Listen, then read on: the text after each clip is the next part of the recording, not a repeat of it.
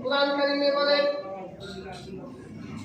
ইন্নামা আমরুহু ইযা আরাদা শাইআন আইয়াকুলা লাহু কুন ফায়াকুন।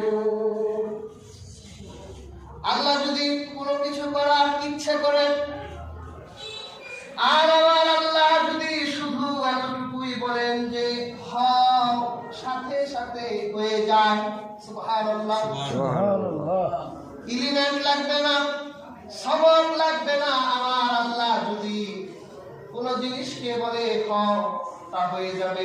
সুবহানাল্লাহ, সুবহানাল্লাহ। আমার আল্লাহ সময় সৃষ্টি করেছেন, সময় নিয়ন্ত্রণ আল্লাহর হাতে। আমার সেই আল্লাহ দুনিয়ার আলোর গতি, দুনিয়ার মানুষ যে সূত্র আবিষ্কার করেছে, এই সূত্র ব্যবহার করে দুনিয়ার মানুষ যদি আলোর গতি দিয়ে কোটি কোটি মাইল আলোক বর্ষ দূরে যেতে পারে, তাহলে আমার আল্লাহ এক মুহূর্তের ভিতরেই তার হাবিবকে বাইতুল হারাম থেকে বাইতুল মুকাদ্দাস আর বাইতুল মুকাদ্দাস থেকে আল্লাহর খাস জেরেমের দিকে এক মুহূর্ত সময়ের মধ্যেই নিয়ে যেতে পারে। সুবহানাল্লাহ। পারেন না? পারেন। আশ্চর্য হবে, বিজ্ঞান আরো বলে মানুষ যদি এই আলোর গতিতে চলতে পারত, চলতে পারবে না, কারণ মানুষের ওজন আছে, ভর আছে। মানুষ যদি আলোর গতিতে চলতে পারত, তাহলে সে টাইম ট্রাভেলিং করতে পারত, অর্থাৎ সে অতীতেও যেতে পারত, ভবিষ্যতেও যেতে পারত। আশ্চর্য হবে, আল্লাহ পাক সূরা মাআরিজের ভিতরে টাইম ট্রাভেলিং এর কথা বললেন। তা'রুজুল মালাইকাতু ওয়ার রূহু ইলাইহি ফি ইয়াউমিন কুল্লু মিকদারুহু 50 আলফা সানাহ। আল্লাহ বলে ফেরেশতারা এবং জিবরিল সেই দিন উদ্ধারকে যখন যাবে, সেই দিনটা পৃথিবীর হিসেবে 50,000 বছরের সমান হবে। সুবহানাল্লাহ। সেই দিনের একদিন পৃথিবীর 50,000 বছর। বিজ্ঞানীরা তো টাইম ট্রাভেলিং মানে, ওরা বলে যে সৌরজগতের একটা গ্রহ আছে বুধ।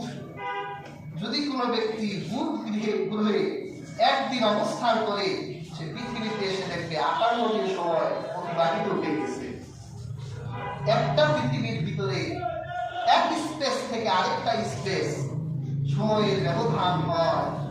আর আমার আল্লাহ 1000 বছর আগে সেই টাইম ট্রাভেলিংটাও বললেন যে ফেরেশতা এবং রূহ আল্লাহর দিকে যেদিন ঊর্ধ্বগমন করবে, তখন তোমাদের এই পৃথিবীর 50,000 বছরের সমান হবে সেই দিন।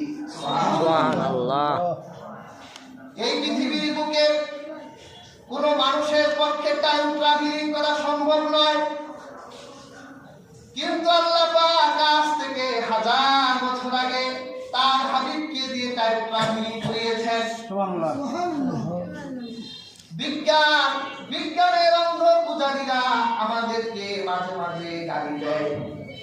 বিজ্ঞান কিছু আবিষ্কার করবে, হুজুররা বলে এটা কোরআনে আছে, বলে না? আমরা কিছু আবিষ্কার করলে হুজুররা বলে কোরআনে আছে।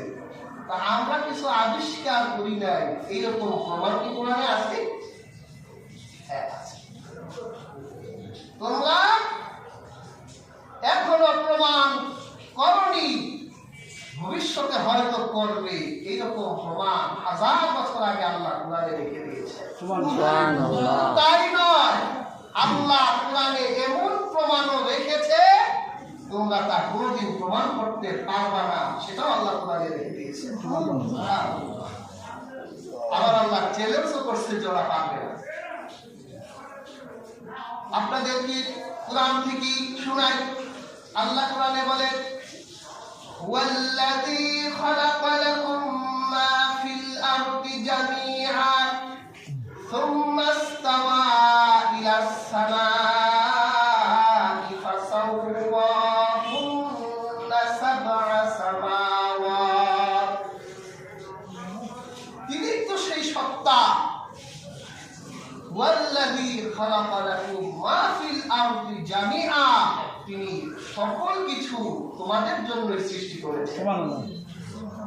আর তিনি আকাশকে 7টা স্তরে বিভক্ত করেছেন। প্যার হাজিরিন, আমাদের আধুনিক বিজ্ঞান তার এই উন্নয়নের যুগে সে আলফা নক্ষত্র পর্যন্ত চলে গিয়েছে, কিন্তু এখনো পর্যন্ত আকাশের সন্ধান পায় নাই। হয়তো একদিন না একদিন আকাশের সন্ধান আমরা পেতেও পারে। আমার আল্লাহ তার হাবিবের মাধ্যমে 1000 বছর আগে 7 আকাশের প্রমাণ কুরআনুল কারীমে দিয়ে রেখেছে। সুবহানাল্লাহ। বিজ্ঞান পায় নাই, কিন্তু হয়তো বিজ্ঞান একদিন পেতেও পারে। আবার আমার আল্লাহ এমন প্রমাণ কুরআনে রেখেছেন যা বিজ্ঞান কোনদিন প্রমাণ করতে পারবে না। কুরআনে আল্লাহ বলেন, ইয়াসআলুনাকা আনির রূহ। আল্লাহ এই সৃষ্টিটা 7 আকাশের উপরে রাখে নাই, মানুষের ভিতরেই রেখেছেন, কিন্তু মানুষ প্রমাণ করতে পারবে না। সুবহানাল্লাহ। আল্লাহর কুদরত, আল্লাহর ক্ষমতা কত মহান। আল্লাহ দূরে রাখে নাই, মানুষের ভিতরেই সেই সৃষ্টিটা রেখে দিয়েছে, কিন্তু মানুষ প্রমাণ করতে পারবে না। আল্লাহ কুরআনে বলেন, হাবিব আপনাকে তারা জিজ্ঞাসা করবে রূহ সম্পর্কে, কুলির রূহু মিন আমরি রাব্বি ওয়া মা উতীতুম মিনাল ইলমি ইল্লা কলিলা। আল্লাহ পাক বলেন, শুধুমাত্র আপনি রূহ সম্পর্কে তাদের এতটুকুই বলে দেন, এটা আল্লাহর হুকুম, আল্লাহর আদেশ। এই ব্যাপারে তোমাদেরকে খুব কম জ্ঞান দেওয়া হয়েছে। দুনিয়ার বিজ্ঞান কিন্তু আত্মা নিয়ে গবেষণা করে নাই, কিন্তু আমাদের কাছে আত্মার স্বরূপ আর আত্মার ক্রিয়া প্রতিক্রিয়া এগুলো আমাদের সামনে বিজ্ঞান এখনো পর্যন্ত উপস্থাপন করতে পারে নাই, আর কোনদিন পারবেও না। কারণ আল্লাহ এখানেই চ্যালেঞ্জ রেখেছেন, ওমা উতীতুম মিনাল ইলমি ইল্লা কলিলা। এই ব্যাপারে তোমাদের সামান্যতম জ্ঞান দেওয়া হয়েছে। কাজী হাজরিন, আল্লাহর হাবিবের এই মেরাজ যদিও মানুষের কাছে আশ্চর্যান্বিত, কিন্তু বিজ্ঞান আল্লাহ রাসূলের মেরাজকে সহজ করে দিয়েছে। আল্লাহর হাবিব এমন গতিতে আল্লাহর কাছে গিয়েছিলেন, আমার রাসূল যে গতিতে আল্লাহর কাছে গিয়েছিলেন, মেরাজ করেছিলেন, সেই গতিতে আল্লাহ রাসূল ভবিষ্যৎ দেখেছেন। আবার আল্লাহ রাসূল অতীত থেকে এসেছে। জাহান্নামে মানুষ যাবে, এটা ভবিষ্যতে যাবে না, নাকি অতীতে চলে গেছে? আমরা মরব, বিচার হবে, তারপরে জান্নাত জাহান্নাম হবে। আল্লাহ রাসূল তিনি মেরাজে গিয়ে দেখে এলেন, তিনি যখন মেরাজ থেকে দুনিয়ায় এলেন, একদল নারী রাসূলুল্লাহর পাশ দিয়ে হেঁটে যাচ্ছে। আল্লাহ রাসূল সেই নারীকে লক্ষ্য করে বলছেন, ইয়া মাশারাল নিসা, হে মহিলা সকল, আল্লাহকে ভয় করো, কারণ আমি মেরাজে দেখে এলাম মহিলারাই বেশি জাহান্নামে গেছে। সুবহানাল্লাহ। রাসূলুল্লাহ ভবিষ্যতে গিয়ে তিনি তার উম্মতে মহিলারা জাহান্নামে গেছে এটা দেখে এসেছেন। সুবহানাল্লাহ। প্রিয় হাজরিন, মহিলারা বেশি জাহান্নামে যাবে দুই কারণে। একটা হলো তুকসিরুল লানা, মহিলারা বেশি বেশি অভিশাপ দেয়। কিছু হলেই বলে তোমার উপরে খারাপ হবে না কেন, কিছু হলেই বলে তুমি মরো না কেন, কিছু হলেই বলে আল্লাহর দোহায় তোমার এটা হয়ে যায়। মহিলাদের ভিতরে অভিশাপ দেওয়ার প্রবণতা বেশি, সেজন্য রাসূলুল্লাহ বলেছে মহিলারা জাহান্নামে যাবে সবচেয়ে বেশি।